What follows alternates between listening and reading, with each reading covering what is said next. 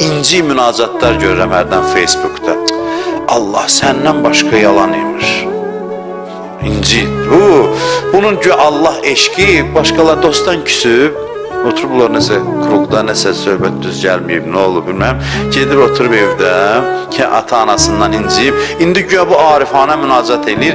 Orada almadığı eşki Allah'dan kompensasiya edir. Bu inciliyini bu şəkildə örtbasdır edir. Bu sənin Allah haqqında, mərhəmət haqqında təsəvvürün budur ki, hamıdan küsəndə inci deyəsən, Allah'tan başqa yalan imiş, dostlara söz atmaq üçün. Sən Allahın məhəbbətindən də danışdığın budur.